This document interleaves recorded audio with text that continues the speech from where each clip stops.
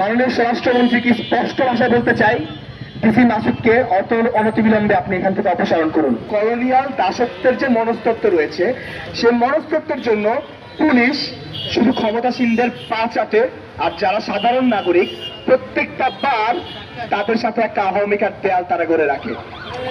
অথচ সম্পর্ক হওয়া উচিত ছিল কেমন? পুলিশ জনগণের বন্ধু হবে, পুলিশ জনসাধারণের জন্য হবে।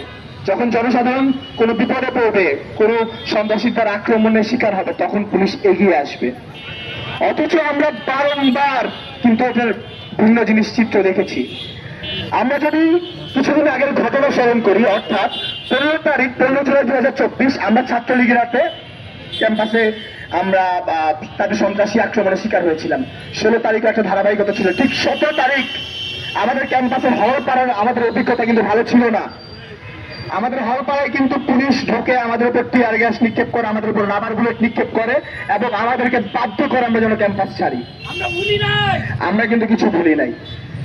আমাদের মাননীয় স্বরাষ্ট্রমন্ত্রীকে স্পষ্ট ভাষায় বলতে চাই, ডিসি মাসুদকে অনতিবিলম্বে আপনি এখান থেকে অপসারণ করুন। এর পাশাপাশি যে অতি উৎসাহী কনস্টেবল ছিল, যে নাইমুদ্দিনের গায়ে হাত দিয়েছে, অতি শীঘ্রই আপনি তার বিরুদ্ধে ব্যবস্থা নেন। না হলে আমাদের অতীত ইতিহাস কিন্তু ভালো না। 111-এর সময় কিন্তু আমরা দেখিয়েছি, আমাদের ঢাকা বিশ্ববিদ্যালয়ের কোরআনের শিক্ষার্থীরা যদি কেউ তার কালো হাত দেয় অন্যায়ভাবে, সে হাত কিভাবে ভেঙে দিতে হয় আমরা শিক্ষার্থীরা খুব ভালো আলোচনা জানি। এটা আমাদের লাস্ট ওয়ার্নিং, হুঁশিয়ার হয়ে যান। সবাইকে ধন্যবাদ। আসসালামু আলাইকুম।